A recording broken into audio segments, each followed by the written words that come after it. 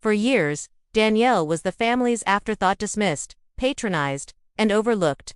But when a $50 million lawsuit revealed the truth, the so-called little lawyer shattered their illusions and stepped into the spotlight, not for revenge but for justice. The notification on my cousin's phone caught my eye from across the room. Historic win. Law firm secures $50 million settlement in consumer protection case.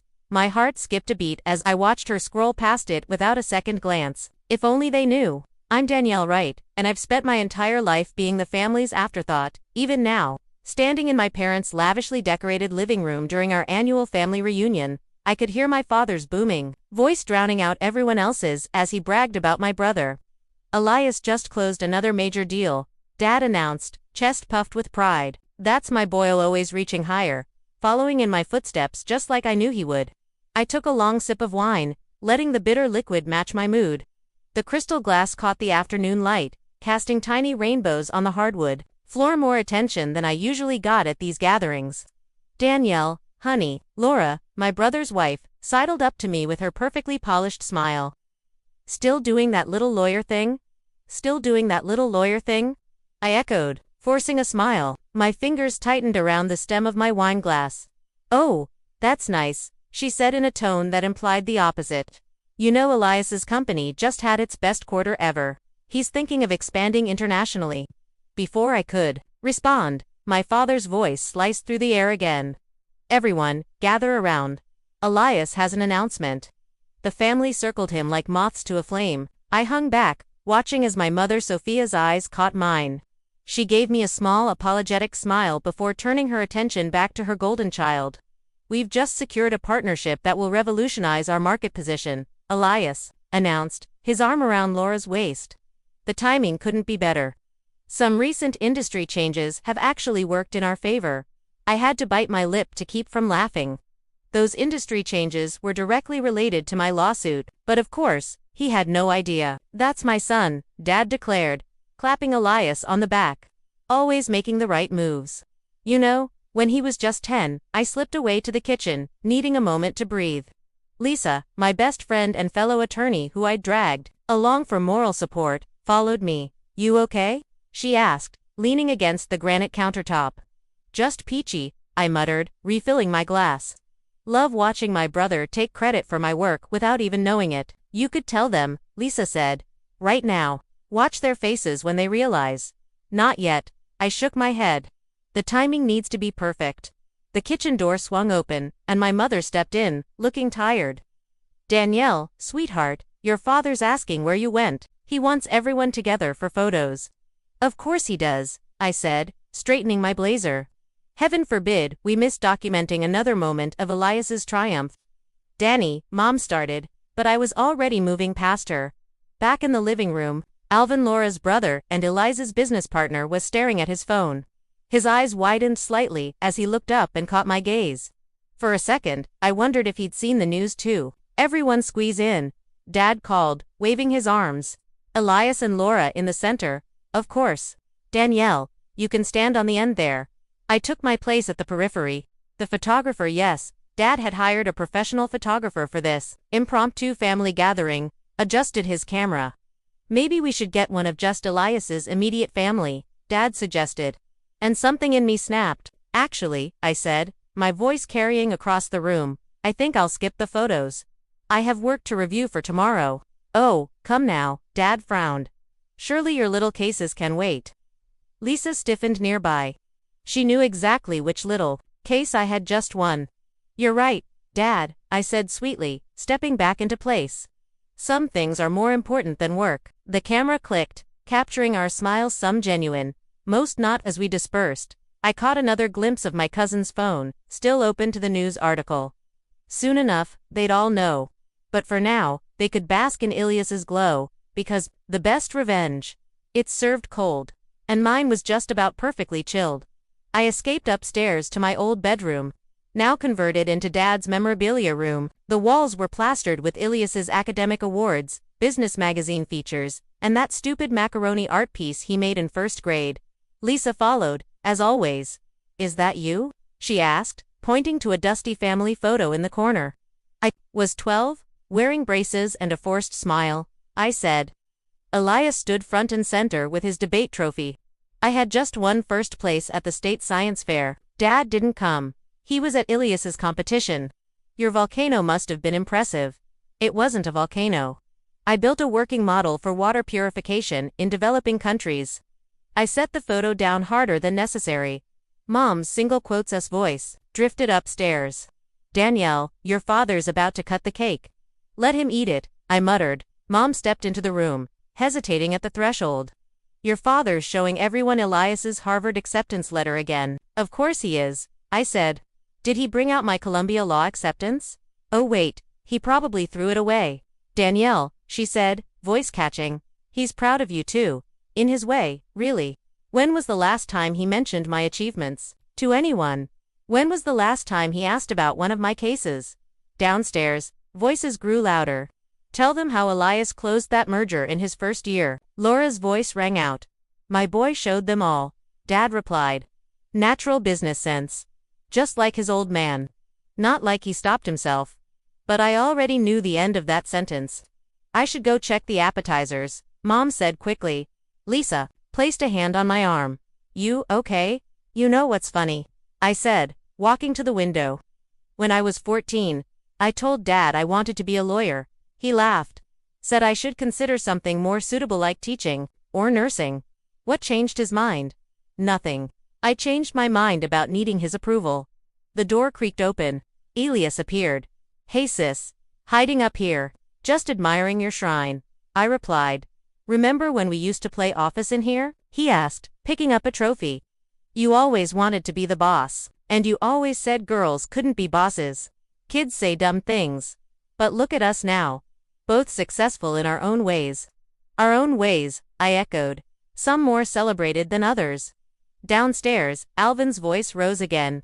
Harrison, look, at these projections, the regulatory changes from that class action suit opened up whole new markets. Lisa's eyes met mine.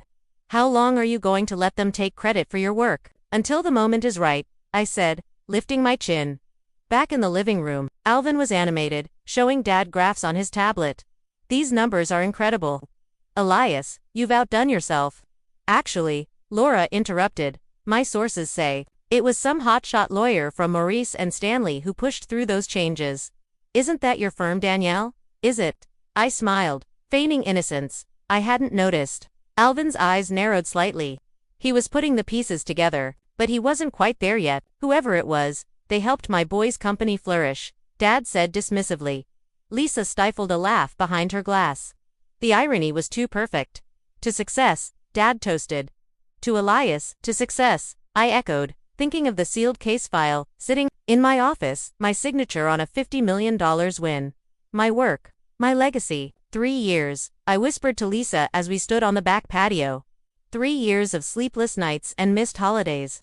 And they're in there celebrating Elias like he orchestrated it all. Remember when you first got the case? You were terrified. Objection, counselor, I said, smirking. I was cautious. You were hiding under your desk. Strategic retreat. Sophia, my journalist friend, burst through the door. There you are. I've been looking for you. I've been digging into the ripple effects of your lawsuit. You're not going to believe what I found. Before she could continue, Laura called out from inside. Danielle, your father wants to hear about your what did he call it? Your little court thing. I shared a look with Lisa. My little court thing. They had no idea what was coming, and I was done being overlooked. That's ridiculous, Dad scoffed, but his voice lacked conviction. Danielle handled small claims and minor disputes. This case was worth $50 million, plus regulatory changes that reshaped the entire industry, Lisa finished. Laura's hand flew to her mouth. The changes that saved our company were all thanks to your sister-in-law, Sophia confirmed, her journalist smile firmly in place. Quite a story, isn't it? Elias sank into the nearest chair. That's not possible. Oh no, I raised an eyebrow. And why is that, brother dear? Because little Danielle couldn't possibly handle something so important. I didn't mean 3 years, I cut him off. 3 years I worked on this case. Every holiday I missed, every family dinner I skipped. Every time you all rolled your eyes at my little lawyer thing. I was building the case that would eventually save your company. But Dad started. But what, Dad? But you didn't notice. But you were too busy praising Elias to see what I was accomplishing. But you never thought I could do something this significant. Mom stepped forward, tears in her eyes. Sweetheart, why didn't you tell us? Would you have listened? Lisa asked sharply. Would any of you have actually paid attention? That's not fair, Laura protested. We always supported. I laughed. Is that what you call it? Just today you referred to my career as that little lawyer thing. And that was one of the kinder comments. Alvin cleared his throat. The regulatory changes from your lawsuit. They're the only reason our company survived last quarter's market shift. I know, I said quietly. You knew. Elias stood up suddenly. You knew, and you didn't say anything. Like you've been saying anything about my achievements for the past decade. The room fell silent again. Dad was staring at the floor. Mom was wringing her hands. Elias looked like someone had just told him Santa wasn't real. I need a drink, Laura announced, heading for the bar cart. Make it a double, Alvin called after her. So, Sophia said brightly, pulling out her reporter's notebook. Anyone want to comment on the record about this fascinating turn of events? Put that away, I told her, but I couldn't help smiling. Danielle, Dad finally spoke, his voice unusually quiet. I don't know what to say, that's a first. Danny, Elias stepped toward me. I had no idea. I mean, I knew you were working hard, but you never thought to ask what I was working on, did you? None of you did. The sound of glass shattering made everyone jump. Laura had dropped her drink, the amber liquid spreading across the hardwood floor. Sorry, she mumbled. It's just ... All this time our company's success was thanks to the person you've all been patronizing since childhood. Ironic, isn't it? Lisa finished. Dad took a step toward me, then stopped. For the first time in my life, he looked uncertain. Sweetheart, I save it. I held up a hand. I didn't do this for your approval. I did it because it was the right thing to do. The fact that it helped Ilias's company was just karma, I guess. Some karma, Alvin muttered. Ilias's phone rang again. This time, he turned it off completely. I think, he said slowly, we need to have a family meeting. A real one, where we actually listen to each other. That would be a nice change, I said. Danielle, Mom touched my arm. We're so proud. Don't, I cut her off. Don't say you're proud. Now, not when you weren't interested before. The silence that followed was deafening. Everyone seemed to be processing the shift in family dynamics. The realization that the hierarchy they'd taken for granted had been built on sand. Well, Sophia broke the tension. I believe this calls for champagne. The good kind, not the stuff you've been serving all day. As she went to fetch the bottles, I caught Lisa's eye. She gave me a subtle nod, the kind that said, well done, it's about time. All at once, the storm had broken, but the aftermath was just beginning. 2 unexpected victories. Sophia raised her champagne glass, breaking the silence. And to the people who never saw them coming, Lisa added pointedly. Dad cleared his throat. Perhaps we should make a toast to my brilliant sister, who not only won an impossible case, Elias interrupted, standing up, but saved my company in the process.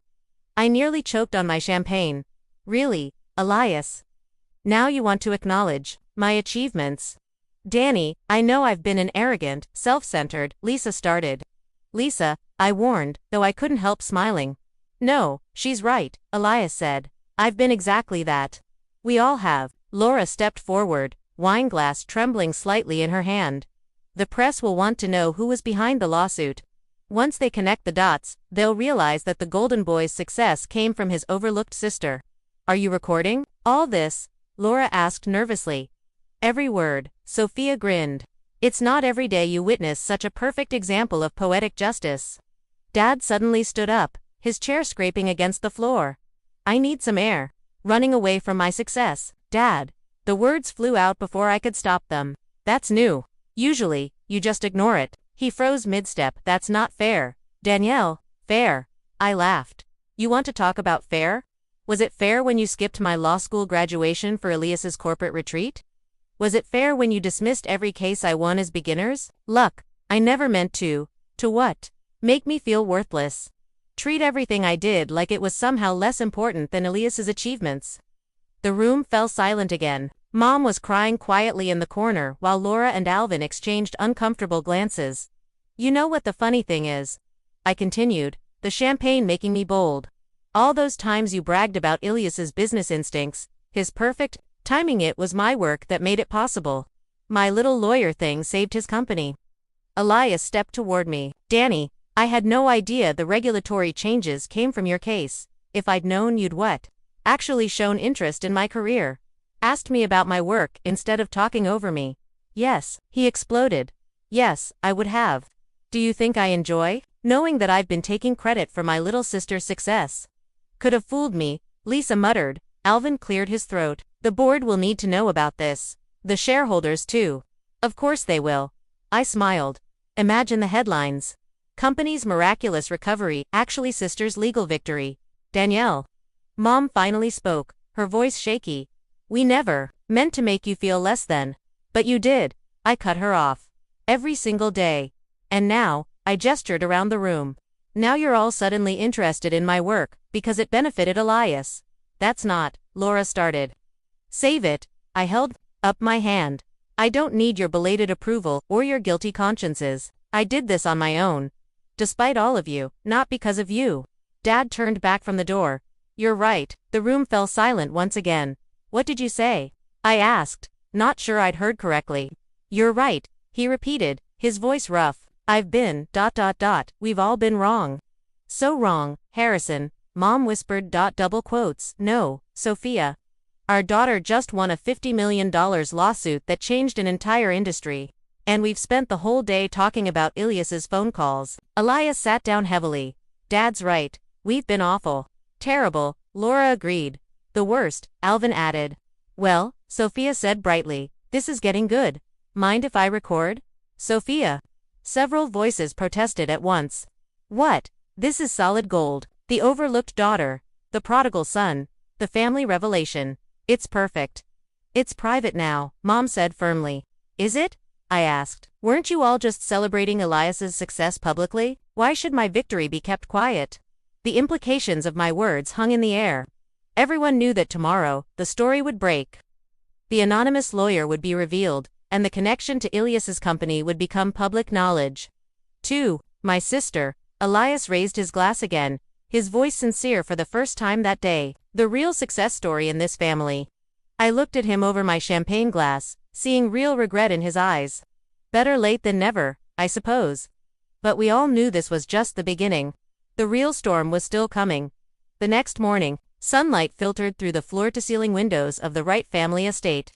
A jarring contrast to the emotional storm that had swept through the house the night before. The scent of freshly brewed coffee lingered in the air, but no one was sitting at the breakfast table. Instead, the living room had become an impromptu war room. Danielle sat on the edge of the sofa. Still in yesterday's blazer, the fabric wrinkled, but her posture unyielding. Her phone buzzed nonstop reporters, legal contacts, and even old classmates she hadn't heard from in years. The headline from Sophia's article had exploded across social media, lighting up LinkedIn, legal blogs, and industry news outlets. The anonymous legal crusader who saved a corporation and her family's legacy. Lisa came in from the kitchen, holding 2 mugs. Black, no sugar, just the way you like it. Thanks, Danielle murmured, taking the cup with a tight smile. You ready for the board meeting? Lisa asked. Danielle didn't respond immediately. I'm not sure what I'm walking into. Gratitude, resentment, spin control. Probably all of the above, Lisa said. But this time, they'll be listening. At that moment, the door opened and Elias entered, tie undone, hair disheveled. He looked like a man who had been awake all night and, probably had been. Danielle, he began, voice low and tired, the board's assembling in the main conference room. They want to hear from you directly, not from you. She asked pointedly. He shook his head. They want the real story. From the real source. Danielle stood, brushing imaginary lint off her blazer. Let's not keep them waiting. The conference room was filled with a palpable tension. The board of directors sat at a long table, eyes trained on Danielle as she entered. Flashes from the press cameras briefly illuminated her composed figure. For years, these were the rooms where decisions were made about her family's legacy, rooms she was never invited into. Until now, Alvin sat with a stack of printouts and reports, trying to look unreadable. Laura, beside him, was uncharacteristically quiet. Her fingers drummed against her notepad, betraying her nerves. Ms. Wright, the chairman, a man named Robert Sanderson, greeted. We've all read the story. Quite the surprise. Danielle nodded. Not to me. A few board members chuckled. Awkwardly, Sanderson continued. The regulatory changes your case influenced, we were told they were the result of internal lobbying by Ilias's team. That obviously was incorrect. I've brought documentation, Danielle said, setting a thick folder on the table. Court transcripts, legal briefs, emails, everything tracing the origin of those changes directly to the case I led, the case your executives never knew existed because no one thought to ask. Alvin flipped through the folder, his eyes widening. My God. The precision. The strategy. You knew exactly what you were doing. Yes, Danielle replied coolly. I always did. Back in the hallway, Lisa stood with Sophia, who was now fielding interview requests from major networks. Danielle doesn't want more press, Lisa said. She may not want it, Sophia replied, but she's going to get it. The story's too big. Female attorney rewrites corporate history while her family watches in silence. It's gold. Sophia paused. But I'll hold the follow-up until she gives me the green light. Lisa nodded, appreciating the restraint. After the board meeting, Elias found Danielle in the garden. You were brilliant in there, he said. They're offering you a permanent advisory seat. Danielle sat on a stone bench. Why does it feel like now that I've proven myself, everyone wants a piece of me? Elias sat beside her. Because they finally see you. And they want to be on the right side of history.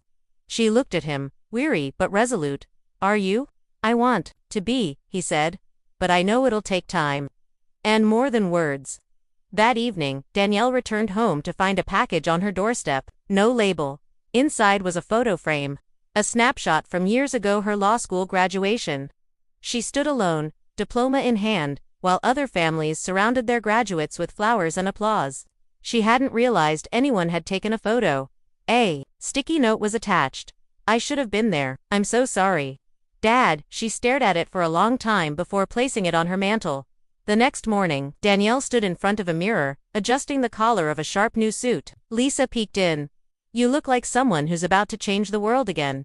Danielle smirked. I just might. Lisa handed her a folder. Sophia's draft of the follow-up article. She wants your edits. Danielle opened it. The headline. Read. The Woman in the Shadows.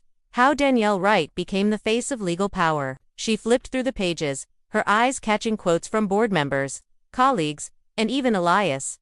But what stopped her was the ending. Danielle Wright didn't just win a case. She reclaimed her place in her family, in the boardroom, and in history. And this time, everyone saw her do it. Danielle closed the folder. Tell Sophia. Run it. Lisa beamed. It's your world now. Danielle stepped outside, the city skyline rising in the distance. For the first time in her life, she wasn't chasing recognition. She was the recognition. And everyone was finally watching. The days that followed moved in a blur.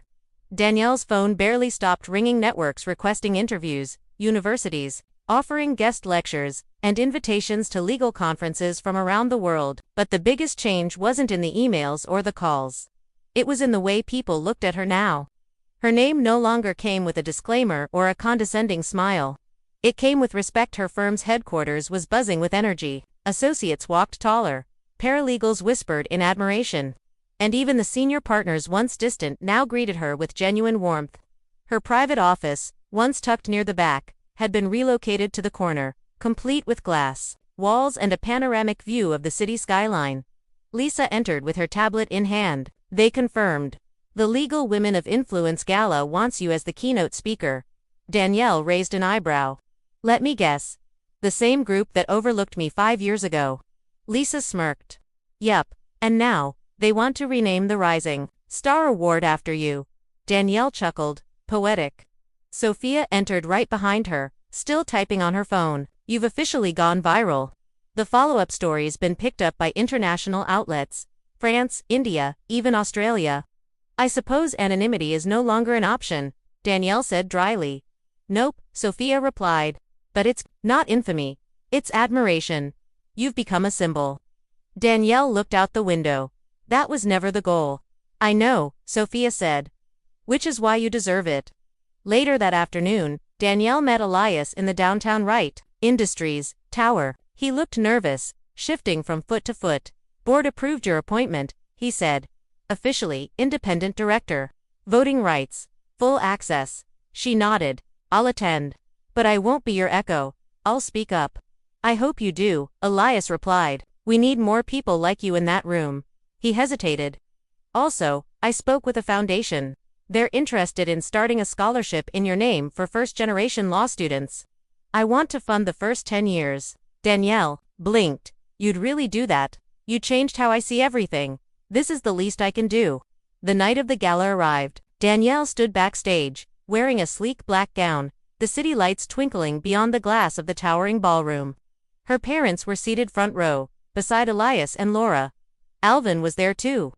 His wife, clapping proudly beside him. Lisa approached with a grin, nervous. Danielle smiled. No, not this time. She stepped onto the stage, the applause rising like a wave. The spotlight hit her face, but she didn't flinch, not anymore. Good evening, she began, her voice strong. Tonight isn't about revenge. It's about recognitions, something every woman, every professional, and every overlooked individual deserves. The room fell silent with awe. I spent years fighting battles no one saw. And now that I've won one that everyone can see, I'm here to remind you, value isn't measured by headlines. It's measured by integrity, by persistence, by the choices you make when no one's watching. She paused, looking directly at her family. I forgive you, she said quietly. Not because you asked, but because I've outgrown the need for your approval. Mom cried openly. Dad clutched her hand. Elias stood, applauding. Danielle lifted her glass. To those still in the shadows, your spotlight is coming. The crowd rose in a standing ovation. After the event, Sophia approached her in the lobby. Follow-up, piece title, she asked, raising an eyebrow. Danielle thought for a moment. How about The Quiet Architect? Sophia smiled. Perfect. As Danielle walked out into the cool night air, she realized something profound. Success wasn't about proving others wrong. It was about proving herself right and making space for others to do the same. She reached for her phone and typed a message to her law school mentor.